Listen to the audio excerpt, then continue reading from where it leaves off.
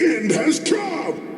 Luigi yells and tries to wake up Mario. Then he remembers. The life mushroom that Peach handed him, do not worry, as I will get back to this point later in a post-analysis. Mario swallows it and wakes up, showing Mario what happened. He spots a lucky block and unlocks a star. He got an idea and goes to Sonic. The chief just rounded up the whole tribe, but there is enough time to escape before they get destroyed. Sonic suggests chaos control, but it is limited for Shadow in terms of distance due to having no emerald. They meet up with Sonic again and tells him to absorb the star, and both transform into their super forms. Sonic grabs Mario and flies up. Yes! Just a little more and this puny island is history! What? Both Mario and Sonic charges up a critical team attack, kicking Mecha out of his transformation and retrieving all the 4 emeralds, then goes up to charge a final attack to finish Mecha for good, draining out of energy, and goes back to normal due to the limit. Curse you, Sonic! You will never leave this island alive! Mecha teleports above and kicks the ball. Sonic hands Shadow down the Chaos Emeralds, and he uses it to Chaos control everyone out of there. As we see the island slowly getting annihilated, even the Koopa Bros could not survive. They had no chance. I kinda like them. Sad to see them gone. The island vanishes. Mecha witnesses again what he has done. Mass destruction. Yet again. The team got teleported to another island, back to safety. Gadooks!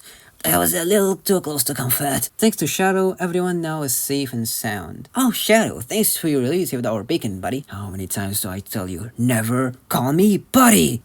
Always a pleasure to speak with you, Shadow. The Chief and Thunderfoot look at the destruction that has been done, saddening him that there's people who enjoy the pain of others. Sadly true. Even though the Koopa Bros and XM Rangers are bad, he would have not wished this cruel fate upon them. He senses dark times up ahead. The Mushroom Kingdom now needs Mario more than ever, and now it is time for them to depart, as the Chief and his tribe has to find a new home. As for the team, they have gotten 4 Chaos Emeralds thus far, leaving old Mecha Moron with a big fat 0. But Shadow tells him not to get too excited, as that only makes them #1 in Mecha's hit list. Egad plans to go back home, as he got everything covered. He had enough for today, but he will be assisting them through the Emerald Radar, which Sonic still has. As for the radar, it is nowhere to be found. What do you mean he lost it? I can't trust you boys with anything. Sonic speculates as they are only the ones in the island and is sure Mecha doesn't have it. It should be at the bottom of the sea.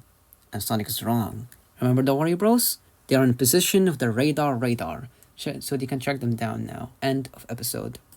Oh boy, ready yourselves, because this was such a long one. I had to depart it into 2 parts. We're going to cover the fights first, then we will go for the rest. It's on the chapter of the video. If you can skip if you're not interested in the fights. Note, whether or not some of these details are intended by the original creator, it is really cool to analyze anyway. Thank you, Mark Haynes. The first scene is simple and still continues onward from where we have left, and shows the great skill of these plumbers when jumping around while running away from the Koopa Bros, especially Luigi later on. Mid-scene, Red R gets in there, and there needed to be balance so Mario can stand on top of the Koopa Bros and continue the combo against Red R. So notice how the shells are tilted due to them trying to attack Luigi. That's a really good detail, as they have no target currently but Luigi, and they have to get rid of them so they can deal with the other 2, as they can drop them off if they stop. They also kept them there up for distraction so Luigi can be alone with no one to defend. I don't know if it's intentional, that's a really cool detail. The next scene, the crash into a wall. Use of gravity and flying, remaining rocks is good here, as it removes the ground, which is the most important element in a fight. The characters can't fly, but Mario uses that for his advantage, to get on quickly with the fight and kick in the Red R while spinning the rock mid-air. Even Red uses the element as he also spun around another rock to kick it first, leaving Mario with less ground or space to land on, forcing him to attack back. Sonic in his way encounters 3 of each group, forcing him to continue running, which is no issue to him obviously, until the 2 create a deadly attack using both of their axes. Remember, these are axes. These 2 Rangers robots are specifically programmed to rotate with them at such speed so the force doesn't tear it apart. Enough programming has led to a good team attack like this. And with enough velocity, if someone gets hit by it, it would instantly bleed, or even dead, as it can cut through solid rocks.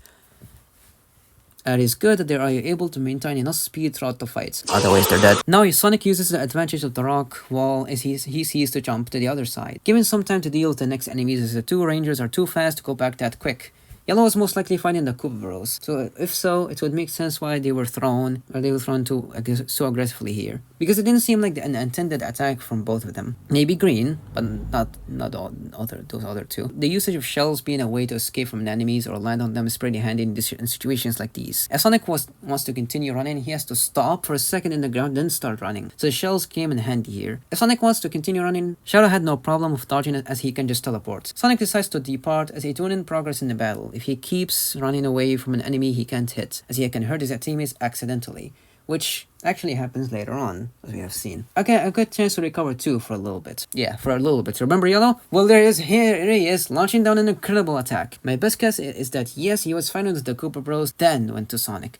Or was preparing to catch up with Sonic and land the specific attack at this time. If so, then Yellow R, you're quite smart. Luigi, as he runs away, finds a blue shell. I tried to look up how durable it is, but it's merely in Mario Kart, so there's not much to work here. We can best assume that they're as durable as the Koopa Bros shells, or a bit more. I don't know. Pink coming in with her own axe attack combo that did nothing to Luigi, but only caused him to be more protected by Yoshi, and bumped by Yoshi. El Bozo. He was already durable enough to be used as an attack move. Poor Luigi, he must be so dizzy right now. So Luigi's contribution to the fight now that he's kind of a tool. This is a good scene because as you can see, black points for Yellow to go attack Yoshi so Yoshi can jump, but he dodges and uses Luigi's shell to make him out of the ground as well, clashing until Yoshi takes the advantage at the right moment to land his strongest move, the multiple kicks. Still do not know what to call that, but I'll call it multiple kicks. Dealing enough damage, spinning him around to bump him, making sure he doesn't bother them for now. The one thing they can't deal with is the deadly axe attack. Thankfully, Shadow was kind enough to save them by chaos control, as that was the only way too. They can only stop such attack from continuing. And I really like the slow motion here, shows the improvement of Mark still doing 3D scenes. Yoshi eats Luigi to ensuring his protection even further and goes away. Scene of the three Reds, Red only being used like a tool like usual for Mario to land and hit Red R. But he is using his axe well enough to both block, deflect, and hit all at all times. That's a good skill from Red R. After he hit the repeated combo, he notices the repetitiveness and decides to change the flow by throwing his already rotating axe at full velocity straight to Mario, and Red coming back to take revenge of him, throwing him back to the forest. Something I should talk about here is that it wasn't just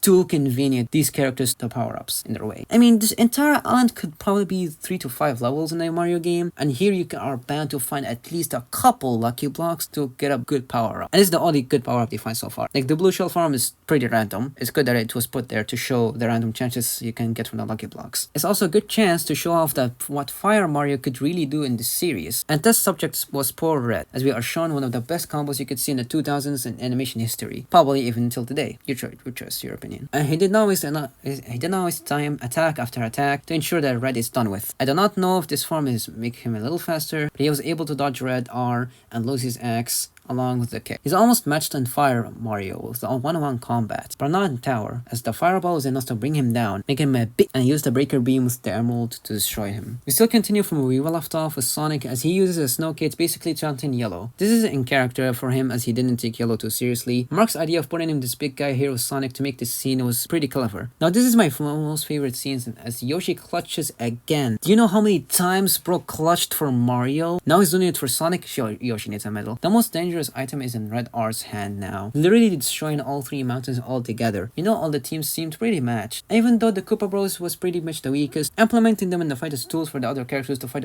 is a good idea. And honestly, they tried their best. Now forget all the mash and all that. Yeah, all of them being mashed. Mecha's here. The fight changes distractingly as Mecha steps instantly both animals from Rangers and the Koopas, transforming into semi-super Mecha Sonic to teach these idiots a lesson. I think me mentioning all the moves that were made in the battle speaks enough, but he did them pretty dirty, especially when teleporting against Pink. But what is even more cruel is Yellow. Poor guy just wanted some burgers, bruh. And the detail for Red's axe here is just making the scene even more brutal, is that he uses Red's own weapon to slice off his friends one by one, even crashing one of their heads. And the last attack went on Red was really a lesson to not mess with otherworldly business. The next fight scene is the team desperately trying to take down Mecha Sonic. Shadow even in his blood boiling from the start to have a fight with Mecha Sonic, to the point of attacking his own teammates for less distraction or interruption. While the two are fighting, of course leading to failure, doing more harm than good. While Mecha expects no one to interrupt him now, as he has taken the strongest familiar enemies, he did not expect Mario. He was not on his guard, hence why he felt the hit there. But he takes notice of that. He then decides to play with them more, sending more chaos missiles to them. Shadow getting back to it, trying so hard to be him. You little bro, you are not. But honestly, he's holding his own here, just not in the right way, resulting in all of them losing, making Mario unconscious. Now remember, this is a semi-form, meaning it's not complete. Mecha was just toying with them, literally no effort. I like that since the Rangers and the Mario's team are 5 while the Koopas are 4, Mark was able to handle it pretty well. the main routes against each other without their theory go in between the fights, which is the most smart move you could do here. We will be talking about the star and the life mushroom. You could call this situation one of those, oh yeah, let's just bail. They're just giving the hero the thing they need at the right exact time. I would argue, as we are shown in the cutscene, Peach did handle Luigi and the life mushroom from the very beginning before going to Yoshi's Island an episode ago. And as I have said before, this entire place could literally be another Mario world with a couple levels inside. And when you know well enough, each level has a lot of lucky blocks, it's a lot of random power-ups. And the star is not too uncommon. Even in the first Mario game, you literally get to the first level that easily, like at some points. So it is pretty much possible to get it. Especially when throughout the fight, they have been going everywhere in the island, from getting thrown away or running in while fighting, etc. And honestly, things are more interesting this way rather than just them dying. End of series. Would have been a bad ending, not gonna lie. If you do have a point you would like to talk about here, then tell me in the comments. Maybe you have a counterpoint or you agree with me. Just let me know. This is the only fight that I analyzed properly due to its unique moves, creativity, and dynamics. Now we move on to the post-analysis. This episode was mostly on the battle side of things, hence why I made a fight analysis first, to appreciate the animation more. But what we can definitely pick up from here is more of Mecha Sonic and Mario's world. I mean, perhaps some of you already know that the Koopa Bros stood no chance, not against the Rangers or Mario's team, and obviously not Mecha himself. It shows the power scale in this battle and how weak the Koopas were, and they're pretty innocent. Honestly, if they think about it, compared to Action Rangers, who literally their own leader almost killed his friends with a huge blast, their Koopa Bros was not that bad. One emerald is enough to power an energy cannon, so far would make sense for Mecha to call Same Super Mecha Sonic, as he is only complete with the 7. It was such a dynamic battle, going from all sides and places. The stakes were not as high, well they were high, but Mecha made them higher when he came along. He is dangerous to the Mushroom Kingdom. Mobius at least is used to robots and violence, but this kingdom is nothing but a peaceful, charming land. Only evil out there that would cause trouble is Bowser, and even he is not that bad. And for those who are not familiar with Sonic, then here's the new fun fact. Yes, Shadow is not just a OP character that, yo, I'm Shadow, I'm Vegeta. He doesn't need the emerald in order to, for example, teleport long distances, obviously. This is just a little fact for the new Sonic fans. The Action Rangers were annihilated throughout the fight.